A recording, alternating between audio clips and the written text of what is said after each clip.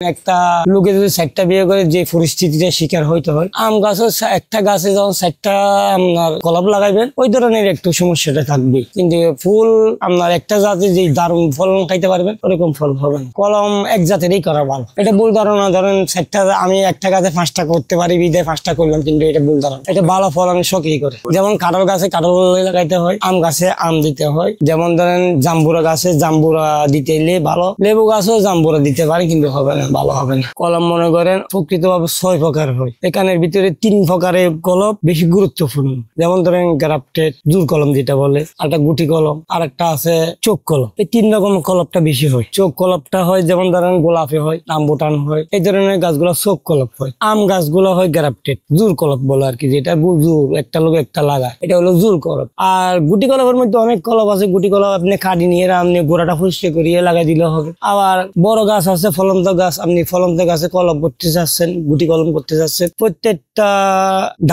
ডালের 1 ইঞ্চি পরিমাণে চামড়াটা চুলি, তারপরে একটু গোবর একটু মাটি দিয়ে ফেসাই পলিথিনটা যেন বাতাস না ঢুকতে পারে, পানি টানি ঢুকতে না পারে, এভাবে 15 দিন লাগলে এটা গুটি কলম নিজেই শিকড় এখানে দিয়ে দিবে। তারপরে কাটি নিয়ে আপনি প্যাকেটে বসাই দিবে। চোখ কলমটা মনে করেন সাইড দিয়ে শুধু লাগাইতে হয়, শুধু চামড়া চোখ ধরি চোখের মধ্যে লাগাইতে হয়। এটা মনে করেন আপনার প্রত্যেক গাছের একটা গিরে আছে, গিরেটাই চোখ বলে, ওই গিরেটা দড়ি আপনার ওই গিরের লোকে লাগাইতে হবে। সাইড দিয়ে যেটা করে এটাই চোখ কলম, যেটা মাঝখানে ফাড়ি চামড়া দড়িয়ে করে এটা গ্রাফটেড, যেটা অন্য গাছের থেকে কাগজ ফেসাইয়ে যেটা করবে এটা হলো গুটি কলম। লতা গাছের এই গুটি কলম হয়। সব ধরনের লতার মধ্যে মাধবী লতা আছে, এটা আপনি কাড়ি লাগাই দিলে আপনাদের এমনি হয়ে যাবে সম্ভব। ধরেন আম গাছের ডাল 60টার মধ্যে 60 রকমের আম লাগা যায়। এক গাছ কিন্তু একটা আম গাছ, ওখানে 60টা ভ্যারাইটি আপনি লাগাইতে পারেন, 5টাও লাগাইতে পারেন। যেমন ধরেন একটা 12 মাসি লাগাইলেন, একটা সিজনাল লাগাইলেন। সিজনালের মধ্যে মানে অনেক ধরনের আম আছে, যেমন সূর্য ডিম, মিয়াজাকি, বেনানা ম্যাঙ্গো, যেগুলো বিদেশি আইটেম, ওগুলা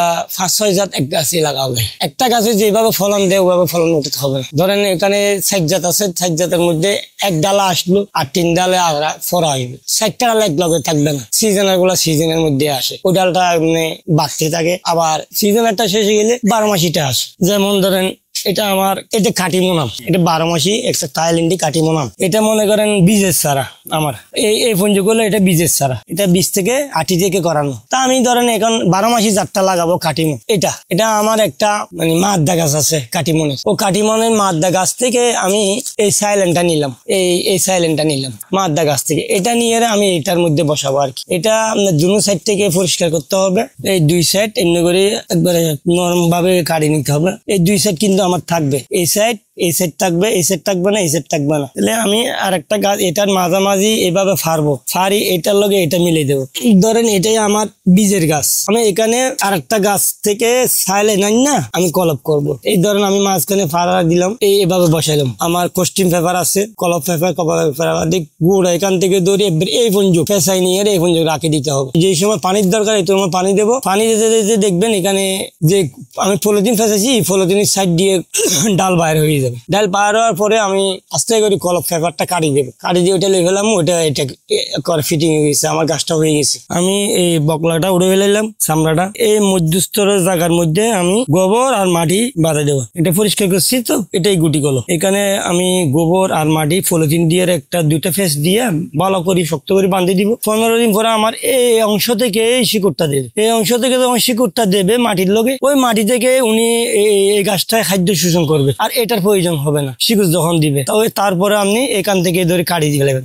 কাটি এবার আস্তে করে এবার পলিথিনে বসান, বা যেখানে সাকসেস করছেন যেখানে এখানে বসাইলে ওখানে গুটি কলম হয়ে যাবে। এটা হলো আমার গ্রাফটেড জোর কলম বলে। এটা একটা গাছ মাদ্দা গাছ, এটা একটা বীজের গাছ। এটার লগে মাঝখানে আমার লাগানো হয়েছে, লাগানোর পরে গ্রাফটেড করিয়ে পলিথিনটা, এটা হলো আমার গ্রাফটেড পেপার। এই পেপারটা দিয়ে বাঁধার পরে এটা যখন এটার থেকে খাদ্য শোষণ করার ক্ষমতা ক্লিয়ার হয়ে যাবে, তারপরে পলিথিনটা খুলে দেবো। এটা একটা বড় লেবু গাছ ছিল। এই যেমন ধরেন আমার এই একটা ডালের মধ্যে আমি কলম লাগাইছিলাম, এখানে একটা লাগাইছি, এখানে একটা লাগাইছি, এখানে একটা লাগাইছি, এখানে একটা লাগাইছি, 4-5টা একটা গাছে লাগাইছি। যখন 15-20 দিন পরে আমার গাছটা শিকড় দিয়ে দিছে গুটি, ওইটা আমি প্রত্যেকটা কাটি নিয়ে আমি টবে দিয়ে দিচ্ছি। এটা হলো গুটি কলম। এই ধরনের কলম হয় লেবু, বেশিরভাগ লেবুটা সহজে বেশি ভালো হয়। যেমন ধরেন একটা গাছের মধ্যে আপনি 500 পিস বাইর করতে পারেন, 5000 করতে পারেন গাছ বড় নিয়ে।